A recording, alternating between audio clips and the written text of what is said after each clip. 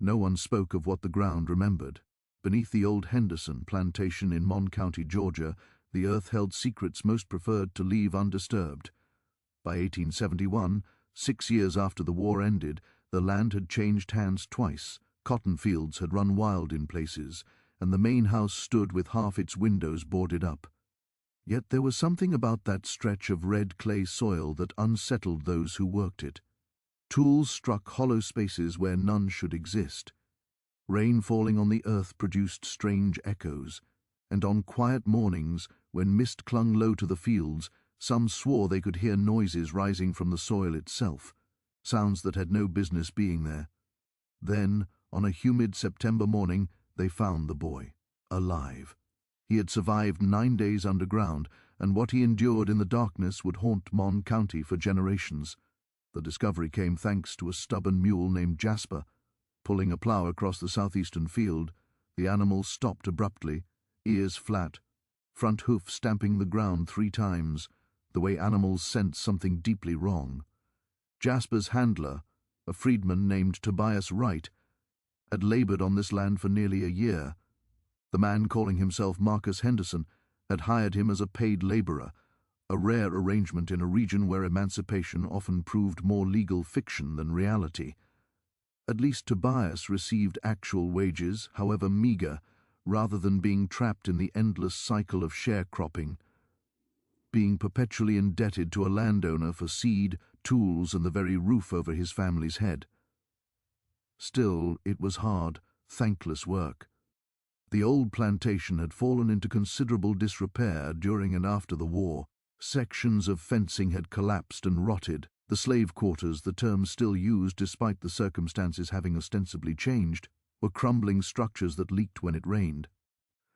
The main house itself, a once grand columned structure that had symbolized the wealth built on human suffering, now stood like a hollow monument to a fallen empire.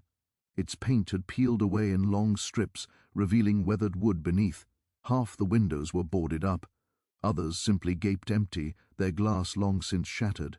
Henderson, a northern businessman who'd supposedly bought the property at auction, seemed more interested in the timber rights than in restoring any agricultural production. "What's got into you, old boy?" Tobias muttered, walking around to check Jasper's hooves for stones or injury. The mule was generally event-eared, reliable in the way that made him valuable despite his age. This behavior was entirely out of character. That's when Tobias noticed the ground beneath the mule's front legs had a different texture than the surrounding soil.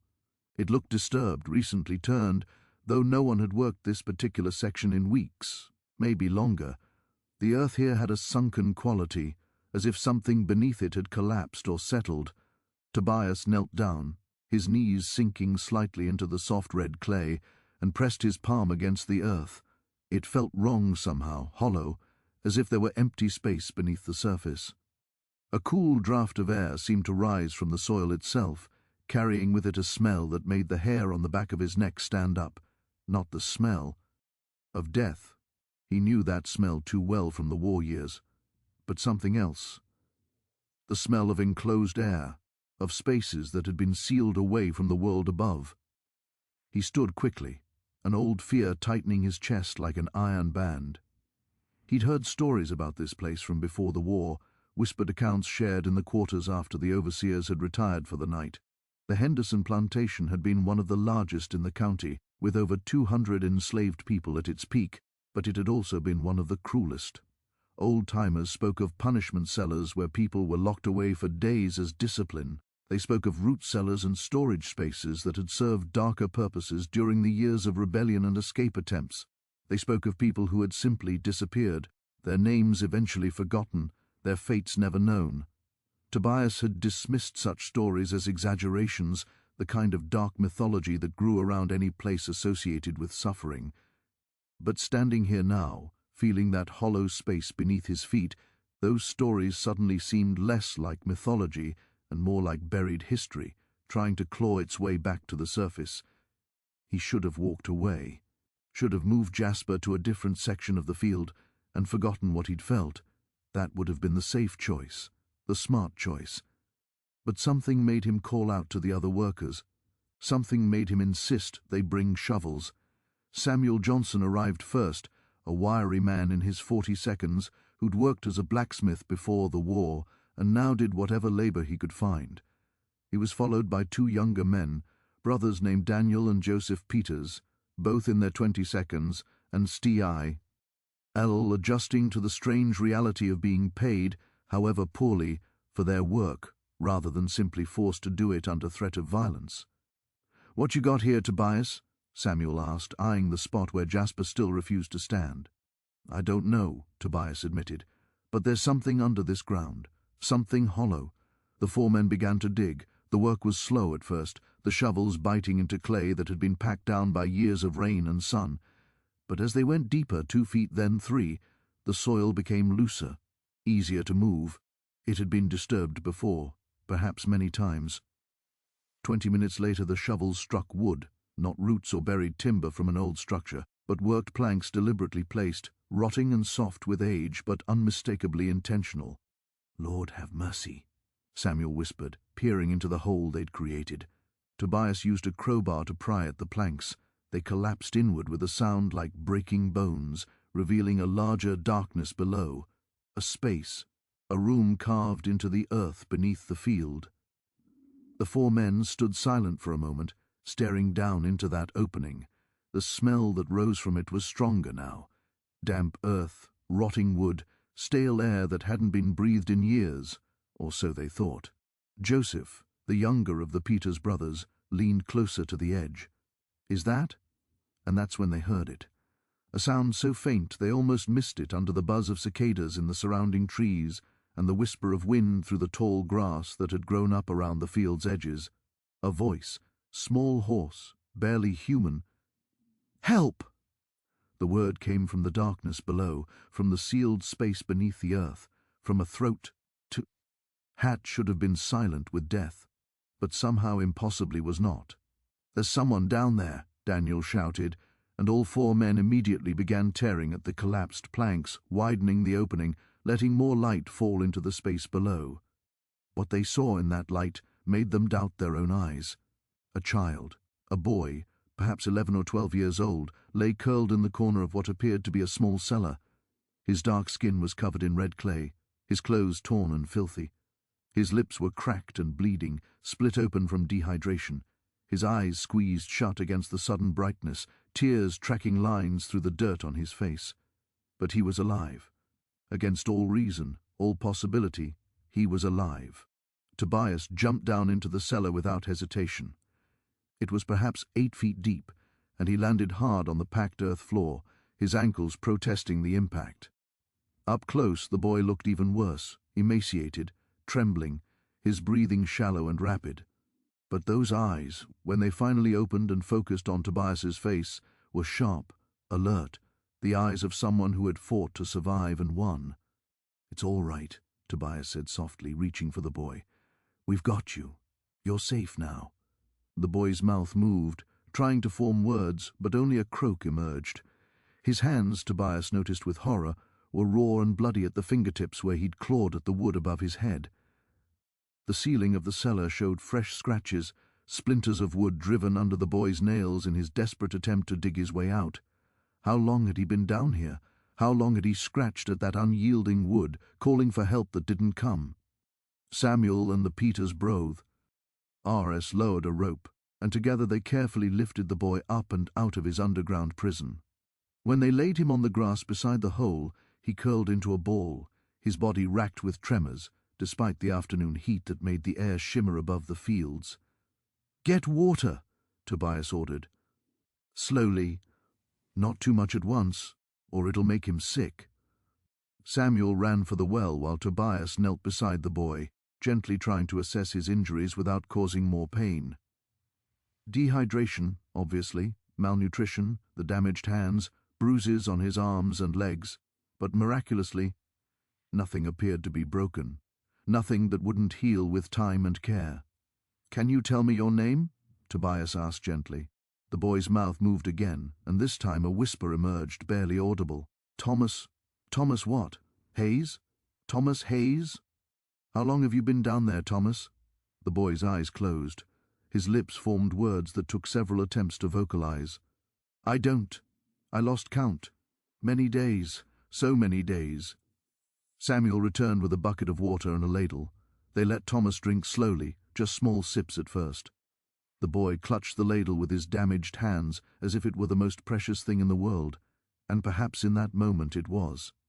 "We need to get him to shelter," Joseph said, "and a doctor." But Henderson's property was 4 miles from the nearest town, and the nearest doctor who would treat a colored child without demanding payment up front. Payment that none of them had was even farther than that. They'd have to make do on their own, at least for now. They carried Thomas to the sharecrower's cabin, where Tobias lived with his wife Ruth and their 3 children. The cabin was smart, just 2 rooms, but it was clean and sturdy, and Ruth had made it as much of a home as their circumstances allowed. Ruth Wright took one look at the boy in her husband's arms and immediately began issuing orders. "Bring him inside. Daniel, Joseph, go fetch more water from the well. Samuel, I need you to ride into town and see if Doc Ramsey will come out here. Tell him it's an emergency, a child near death. Don't take no for an answer." She cleared the table, and they laid Thomas on it, and Ruth began the process of assessing his condition more thoroughly. She'd served as a nurse of sorts during the war, tending to the injured when the plantation's enslaved people were allowed no access to proper medical care. She'd learned through necessity and desperation, and while she had no formal training, she had experience and intuition. "Merciful God," she whispered, examining the abrasions on Thomas's hands and the bruises that covered his thin arms. "How long did you say he was down there?" "We don't know for certain," Tobias admitted, "but that ground hadn't been disturbed in weeks, maybe longer." Ruth looked at her husband, understanding dawning in her eyes, understanding and disbelief, and a kind of horror that had nothing to do with the injuries she could see and everything to do with what they implied.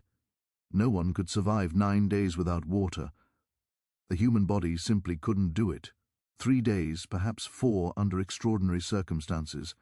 But beyond that, dehydration would shut down the organs, poison the blood, stop the heart. It was biological fact.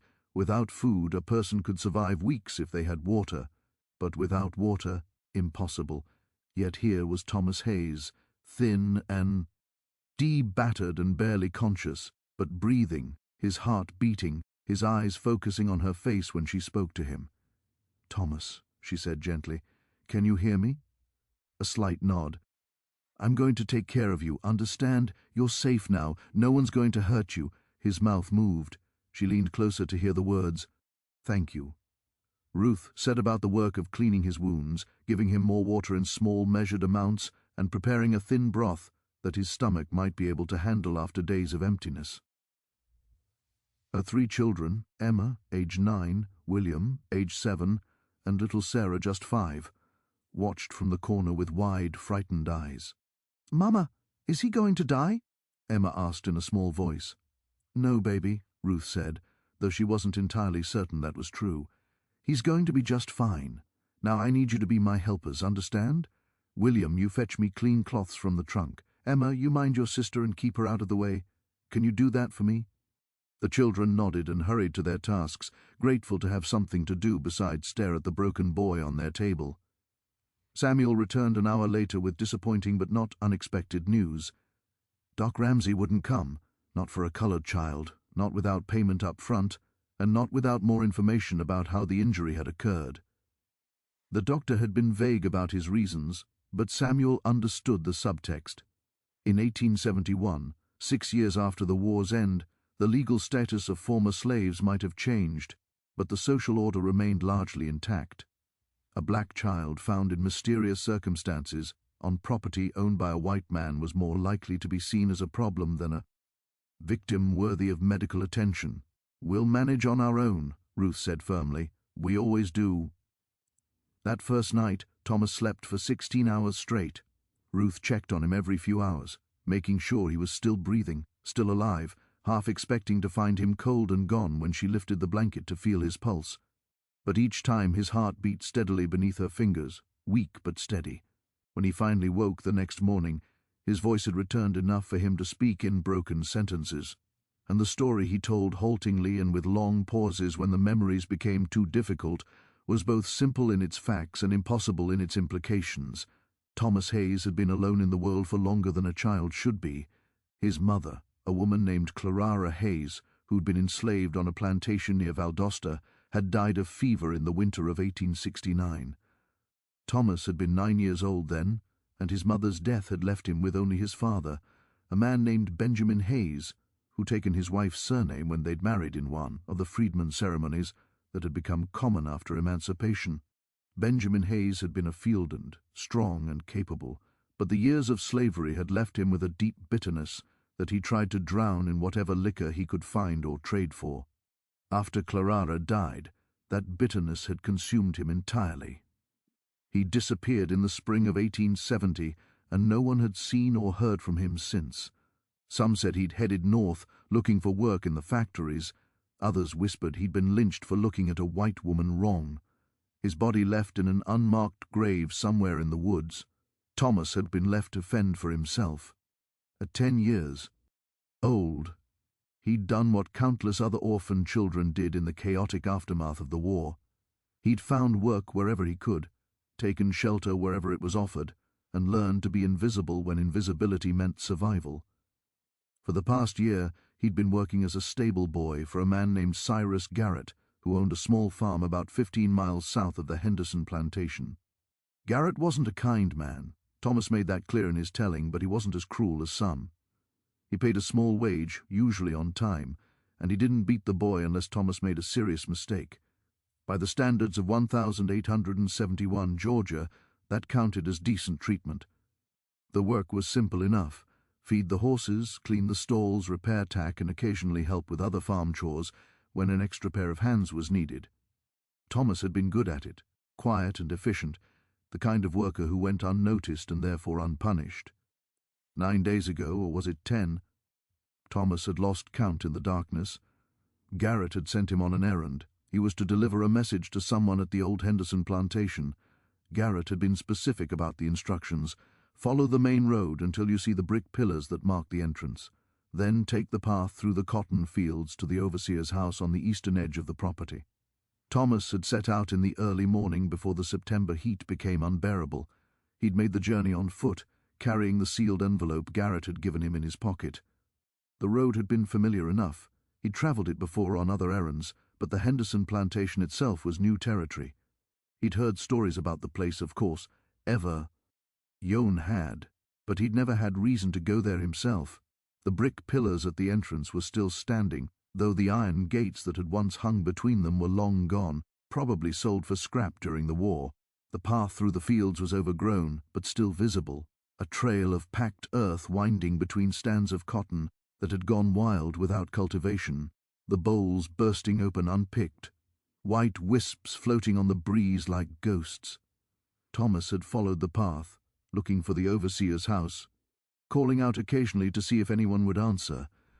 But the house Garrett had described, a white-painted structure with a front porch and a cedar shake roof, didn't exist, at least not anymore.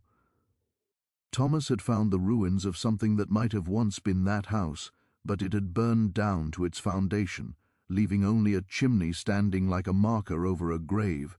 He'd stood there confused, uncertain what to do, return to Garrett and report that there was no one to deliver the message to, search the rest of the property to see if someone was working elsewhere.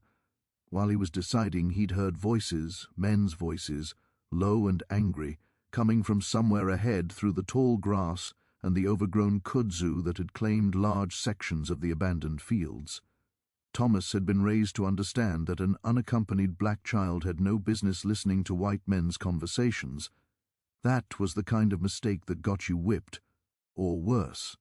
But curiosity and the instinct that told him this might be the person he was supposed to deliver the message to had made him creep closer, moving quietly through the vegetation.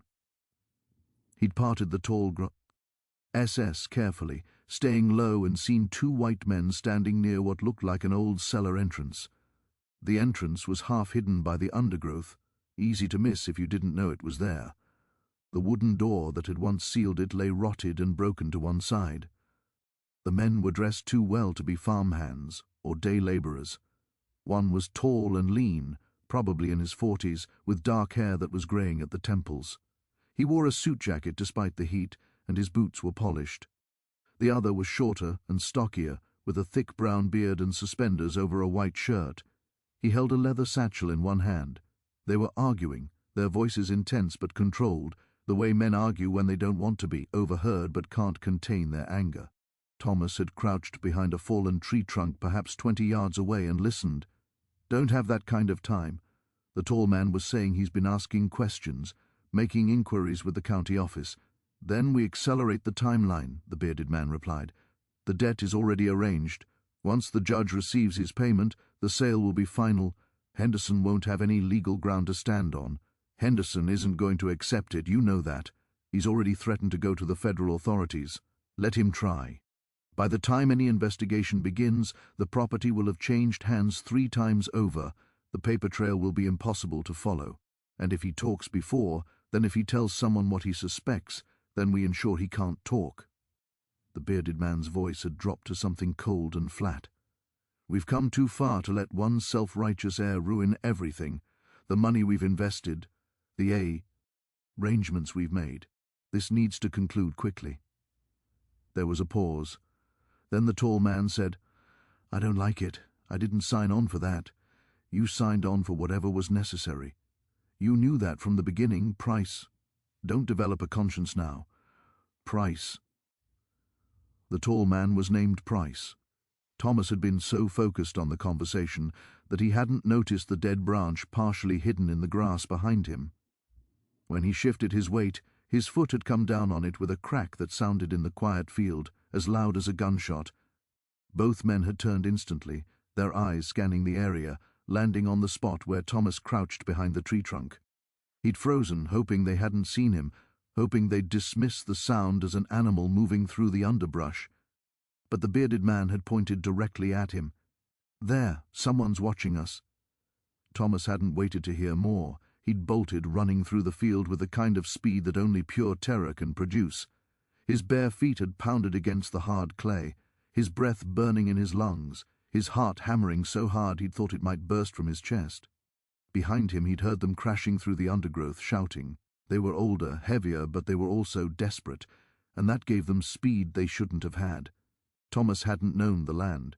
He'd run blindly, trying to find the path back to the road, back to something familiar, but the overgrown plantation was a maze of vegetation and collapsed structures and ditches hidden by tall grass. He'd stumbled, caught himself, kept running, and then he'd seen it, an old root cellar, its entrance partially collapsed, just a dark opening in the earth. Without thinking, driven purely by the instinct to hide, he'd scrambled down into it.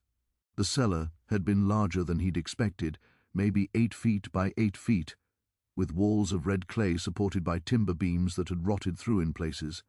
It smelled of damp earth and decay, but it was dark, and it was hidden, and Thomas had thought if he could just stay quiet, the men would run past and give up the search.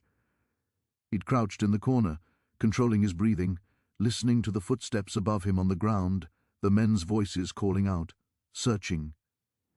And then he'd heard something that had made his blood turn to ice. One of them, it sounded like the bearded man, had said, "Did you see which way he went toward the old storage cellars?"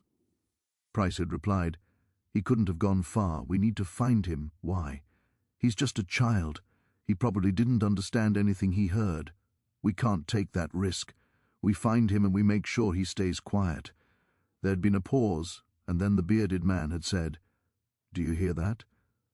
Thomas had realized too late that his terrified breathing was audible in the enclosed space, echoing slightly. "We buried them proper," Tobias said quietly with prayers. "And people know about them now, because of what happened, because of you." "I know, and I think that's why they're quiet now, why I don't hear them anymore." Thomas smiled slightly sadly. "They found what they needed, someone to remember them, someone to make sure their suffering wasn't erased from history." He turned back to the fence, picked up his tools and resumed working. And Tobias, after a moment, did the same. They never spoke of it again. By 1875, Thomas was 15 and ready to make his own way in the world. The Wright family had given him everything: love, education, a sense of belonging, but he felt the pull to move on, to see what lay beyond Mon County and its dark memories. Tobias helped him secure a position with a railroad company that was expanding through Georgia, laying track toward the coast. Thomas left with promises to write, to visit, to never forget what they'd done for him. He kept those promises. Letters arrived regularly over the years describing his work, his travels, the new people he met. The railroad took him west through Alabama and Mississippi and Louisiana, and eventually into Texas. He worked hard, saved his money, and learned skills that made him valuable. He became a surveyor's assistant, then a crew foreman, eventually rising to a position of real responsibility despite the color barriers that remained in place throughout the South. In Texas, he met a woman named Elizabeth Carter, a school teacher in a small town outside San Antonio. They married in 1882 when Thomas was 24 and started a family. Children came, 4 of them over the years, and Thomas built the life his mother had hoped for him, the life that had seemed impossible during those dark days of slavery and its violent aftermath. He never returned to Georgia, though. In his letters he never mentioned the Henderson plantation, never spoke of the 9 days he'd spent buried beneath its fields. It was as if that chapter of his life existed in a separate world, one he had sealed away as surely as he'd been sealed away from the world above. But he never forgot, and he made sure his children knew the importance of remembering the past, of honoring who'd suffered, of bearing witness to injustice, even when that witness was uncomfortable or unwelcome. Your history matters, he'd tell them. Not just the history in books, but the history of people who never made it into books, the people who were forgotten, whose names were erased, whose stories were buried. They matter, and it's our job to remember them. Tobias Wright died in 1889 at the age of 62, his body worn out from decades of hard labor. The funeral was held on a warm Sunday afternoon, with most of the black community in the county attending. Tobias had been a respected man, known for his fairness, his quiet strength, and his willingness to stand up for what was right, even when it was dangerous. At the funeral, a man arrived that none of the Wright children immediately recognized. He was tall and well-dressed, with the bearing of someone who'd found success in life. He wore a good suit, carried himself with confidence, and had kind eyes that crinkled at the corners when he smiled. It was Thomas, now 31 years old, returned from Texas to pay his respects to the man who'd saved his life. He stayed for a week helping Ruth sort through Tobias's belongings, sharing stories with the Wright children, now grown adults, with families of their own, and simply being present in the way that family is present during grief. On his last evening there, he asked Ruth to walk with him. She agreed, curious about what he wanted to say that couldn't be said in the cabin with everyone else present. They walked in silence for a while, following familiar paths through fields that had changed hands several times since the Henderson property had been broken up and sold in parcels. The old main house was long gone, of course, just a foundation covered in kudzu and wild grass, but the cellar was still there, though someone had filled it in with earth and planted over it. Thomas stood at the spot where he'd been pulled from ground and was silent for a long time. Ruth waited patiently, understanding that he needed this moment, whatever it was. Finally, Thomas spoke. "I owe him everything," he said, meaning Tobias. He didn't have to dig that day. He could have ignored what Jasper was telling him, could have moved the mule to another field and kept working. Most men would have. It was safer, easier. He was a good man, Ruth said simply. He did what was right. "Do you think they found peace?" Thomas asked suddenly. "The people who were down there before me, the ones who didn't survive." Ruth looked at him carefully. Over the years she'd thought about that day, about Thomas's survival, about all the things that hadn't made sense. She'd never fully decided what she believed about the water that apparently didn't exist, about the voices Thomas claimed to have heard. "Do you still believe they were there?" she asked. "That it wasn't just your mind trying to cope with an impossible situation?" Thomas didn't answer right away. He knelt down and placed his palm against the earth, the same gesture Tobias had made all those years ago when Jasper had refused to move. "I know what I experienced," he said quietly. "I know I should have died down there. By all logic, by all laws of nature and biology, I should have died. 3 days without water kills a person, Everyone knows that. But I was down there for 9 days, Mrs. Wright. 9 days. He stood up, brushing the red clay from his hand, and looked at her directly. Something kept me alive. Whether it was God or the spirits of people who'd suffered in that place, or just the simple, stubborn refusal of my body to give up. I'll never know for certain. Maybe it was all of those things, maybe it was none of them, and I just got impossibly lucky. He paused, then continued, but I've spent every day since then trying to live in a way that honors it. Whatever it was that saved me, I owe it my life. So I live it well, I live it fully, I make it count. I raise my children to be good people. I help others when I can, and I make sure people remember that history didn't just happen to important folks in big houses. It happened to ordinary people, suffering people, people whose names nobody wrote down but who mattered just as much. Ruth pulled him into a hug. Then this boy who'd become a man. This survivor who'd transformed Clear's throat, his trauma, into purpose. They'd be proud, she whispered, all of them, wherever they are. Tobias and those people from the cellar and your mama, who I never met, but who raised a strong son. They'd all be proud of the man you've become. They stood there together as the sun set over the fields, casting long shadows across the Georgia soil that had witnessed so much suffering and somehow occasionally produced moments of grace. Thomas Hayes lived until 1934, dying at the age of 76 in his home in San Antonio, Texas, surrounded by children, grandchildren, and great-grandchildren who loved him. He'd lived a full life, a good life by any measure. He'd prospered despite the obstacles placed in his path, had raised a family, had contributed to his community. His obituary in the San Antonio newspaper made no mention of the Henderson plantation, the 9 days he'd spent buried beneath its fields, or the trial that had brought a small measure of justice to Mon County, Georgia. It simply stated that he'd been a railroad man, a devoted husband and father, and a pillar of his community. A life reduced to basic facts, as all lives eventually are in newspapers and public records. But among his personal effects, his family found a letter sealed and marked to be opened after my death. In it, Thomas had written out the full account of his ordeal, every detail he could remember, including the parts he'd never told anyone except Tobias Wright.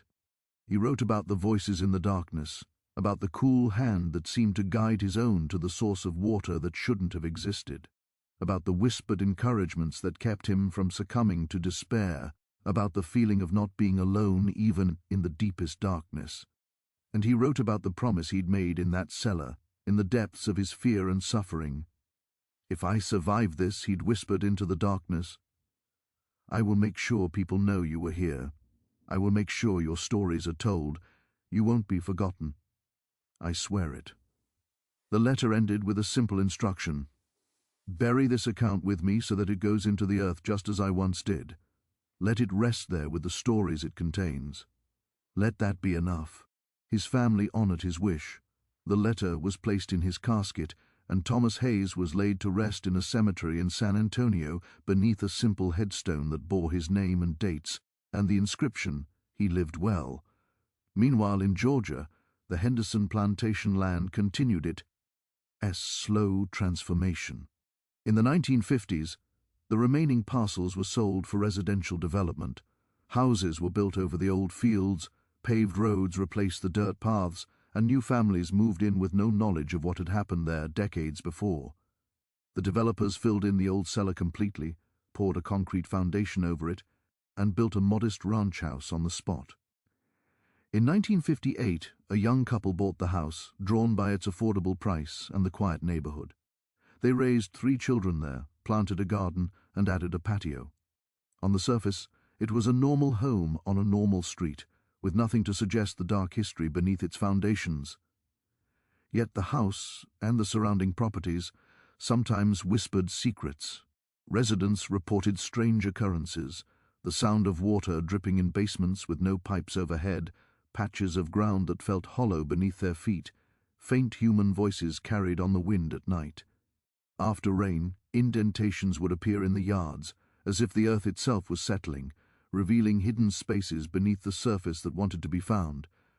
No one investigated. No one dug. By then the stories had faded into local folklore, the kind of tales shared half-jokingly at barbecues. Oh, this used to be a plantation, supposedly haunted. But aren't they all? What most people didn't understand is that the ground remembers. The bones that Tobias Wright and the others had buried in 1871 still lay beneath what was now someone's backyard, unmarked, their locations forgotten. The names of the dead, the details of their suffering, the circumstances of their deaths, erased from history, if they had ever been recorded at all. But the earth holds on. Blood soaked into soil doesn't vanish. Bones buried deep don't cease to exist. Pain leaves traces that endure long after the suffering has ended. In places of intense, prolonged suffering, those traces can become more than memories. They can become presences, echoes of people denied justice, denied recognition, denied even the dignity of being remembered. Were the voices Thomas heard real? Did the dead guide him to water, keep him alive, give him hope in the dark? Or were they hallucinations of a mind fighting for survival, desperate to make sense of the impossible? We can never know for certain. But Thomas believed. He survived. He lived according to that belief. And in doing so, he honored those who had died in silence. His survival gave them a measure of justice. His testimony ensured that for a little while at least the forgotten were remembered. For those who died unknown, perhaps that recognition meant everything. The Henderson plantation is gone now, replaced by suburban houses, sidewalks, and neatly mown lawns. People live ordinary lives there, unaware of what rests beneath their feet. They sleep, raise families, plant gardens, and rarely think about the events that occurred more than a century ago. And perhaps that is as it should be. Life must move forward. The past cannot paralyze. The present.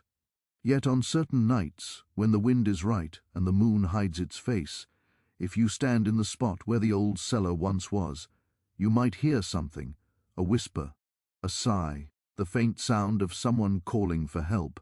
Most likely, it's just the wind, the settling of the earth, the ordinary sounds of time passing. Probably, but maybe not. Perhaps the ground still remembers. Perhaps it always will. Beneath the surface, voices linger, telling their stories, waiting for someone to listen. Thomas Hayes listened. He survived because of them, or at least he believed he did, and he made sure for as long as he could that they were not forgotten.